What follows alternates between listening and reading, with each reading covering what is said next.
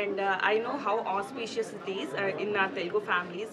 మేమైతే చాలా స్పెషల్గా సెలబ్రేట్ చేసుకుంటామండి. ఎందుకంటే మన బ్రదర్స్కి మనం వాళ్ళకి రాఖీ కట్టినప్పుడు వాళ్ళు మనకి గిఫ్ట్స్ ఇవ్వడం కానీ, like not talking about gifts, but it's a very special festival in Telugus especially. So I'm very happy and excited about it. Yeah, Bigg Boss season 8 start అయిపోయింది.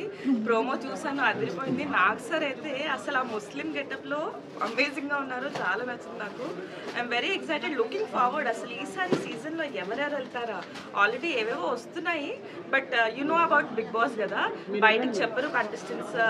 మేము వెళ్ళినప్పుడు కూడా వెళ్ళి అక్కడ మీకు లోపల కనపడే వరకు మీకు ఎవరికి తెలియదు కాబట్టి, so it's like a very inside thing అనమాట. సో త్వరలోనే స్టార్ట్ అవుతుంది. I think next month, right?